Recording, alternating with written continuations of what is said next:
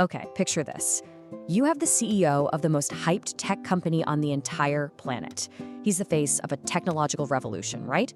And he admits his number one flagship product loses money on every single customer. And Wall Street's reaction to this? They value his company at $500 billion. Yeah, welcome to the AI bubble, where we somehow went from a cool chatbot to a $7 trillion gamble in just about 24 months.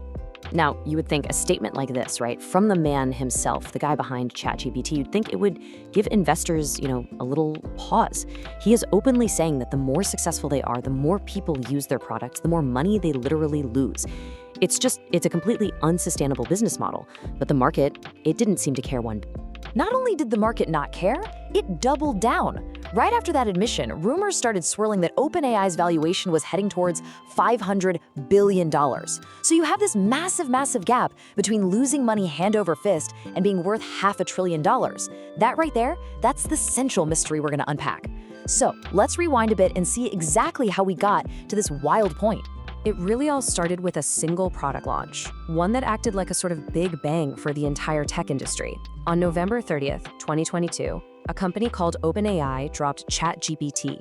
And, well, within just a few days, the internet had a brand new obsession. Look, the sheer scale of this explosion, it was just completely unprecedented. To give you some perspective, for Instagram to hit 100 million users, it took 2.5 years. For Facebook, 4.5 years. ChatGPT did it in 60 days. 60. It became the fastest growing app in history. And you could bet that inside the halls of Silicon Valley, this created absolute utter panic. And what followed that initial spark was, well, it was a frantic, chaotic, and unbelievably expensive gold rush.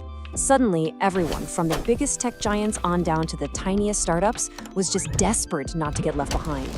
Especially inside Google. I mean, you can just imagine the scenes. Executives were reportedly having a complete meltdown, and you can see why. They had actually invented the core technology, this AI architecture called the transformer model, that made ChatGPT even possible. It's the huge breakthrough that allows AI to understand and generate text that sounds human. Their names were literally on the research papers, but they were too cautious, too worried about the risks to release it. OpenAI, on the other hand, they had no such fears, and they shipped first. And this just shows you the immediate panicked reaction from the rest of big tech. Microsoft didn't even hesitate. They just threw $10 billion at OpenAI. Google scrambled to launch its own competitor, Bard, which famously made up a false discovery in its very first public demo, a little something we now know all too well as an AI hallucination.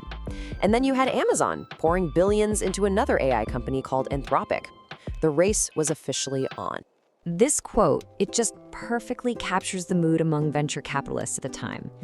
By the middle of 2023, if your pitch deck even mentioned buzzwords like neural network or large language model, the complex systems that actually power these AIs, you were basically printing money. I mean, you had companies with no product, no revenue, literally just an idea in a Google Doc, raising hundreds of millions of dollars. It was wild.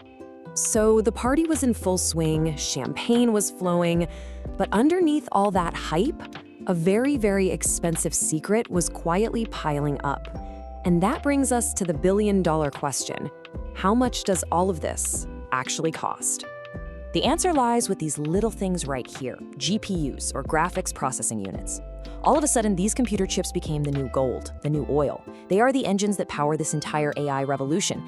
And Nvidia, the company that makes most of them, saw its CEO, Jensen Huang, become something like the Mick Jagger of semiconductors. And the costs? Oh man, they build up incredibly fast. Let's just break it down step by step. Renting one single top-tier GPU costs about $3 an hour. Sounds cheap, right? But you can't just use one. A startup probably needs a cluster of, say, 500 of them. All of a sudden, that's $1,500 an hour. Now run that 24/7, and you're looking at over $1.1 million a month. $1.1 million a month, just for the computing power to train one single model. And then came the turning point. This tweet from Sam Altman himself, where he just came out and admitted what we've been talking about. They were losing money on their main subscription product. And why? Because people were using it way more than they ever thought they would, racking up those insane GPU costs with every single question they asked. And when you actually look at their finances for 2024, the picture becomes even clearer. So OpenAI brought in $3.7 billion in revenue. Pretty good. But they lost $5 billion. The really crucial point here isn't just that they failed to make a profit. No. They lost more money than they even made, by a lot. And here's the kicker. The problem is only getting bigger. Industry forecasts are now showing that just to build out the necessary AI infrastructure, we're talking data centers, cooling, and all those GPUs, it's going to require a staggering $6.7 trillion by the year 2030. So let's think about this. To justify spending that kind of money, the AI industry needs to be generating about $2 trillion in revenue every single year by 2030. Where are we right now? Well, the industry is making about $200 billion. That's a 10x gap. That's not just a nice growth trajectory, that's a hockey stick drawn by someone who's never even seen a game of hockey. Okay, so just as the financial math started to look really, really ugly, the technology itself started showing some serious problems. That dream of a perfect, all-knowing AI, it began to run smack into a very messy reality.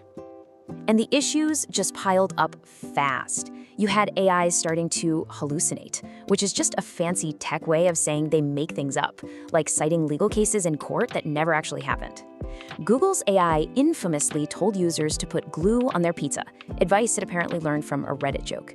And then came the lawsuits, with everyone from the New York Times to individual artists suing these companies for training their AIs on copyrighted work without ever getting permission.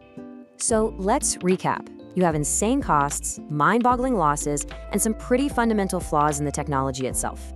Which leads us to the central question of this entire situation.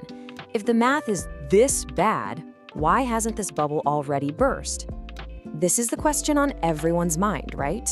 It looks like a bubble, it smells like a bubble, but for some reason it just isn't behaving like one. The dot-com bubble popped spectacularly, so why is this one so different? Well, the answer really lies in who is funding it. The dot-com bubble, that was inflated by a bunch of startups burning through venture capital. When that cash ran out, poof, they just evaporated. But today's AI bubble, it's being funded by big tech, companies like Microsoft, Google, and Meta that are literally printing billions and billions of dollars in real profit from their other businesses. The best way to think about it is like a high-stakes poker game where all the players have basically unlimited chips. They aren't investing in AI because it's profitable today. They're investing because they are absolutely terrified of being the one who folds. If AI really does become the next revolutionary technology, the company that slows down now becomes the next BlackBerry. And nobody wants to be BlackBerry. So no one blinks, no one folds, and everyone just keeps raising the stakes. So how does a game like this end? Well, historically, bubbles burst when some real-world event forces everyone to stop pretending. Either the money spigot gets turned off, maybe interest rates go up, something like that, or one single spectacular failure, like an FTX but for AI, just freaks everyone out and shatters all confidence for good.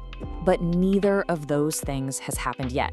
Big tech is still spending like there's no tomorrow, and there hasn't been a meltdown big enough to stop the game. So while this bubble is absolutely inflated and the numbers are completely and totally insane, it won't burst until one of those giants finally decides to walk away from the poker table. And until then, we're not at the explosion, we're at the inhale before the scream.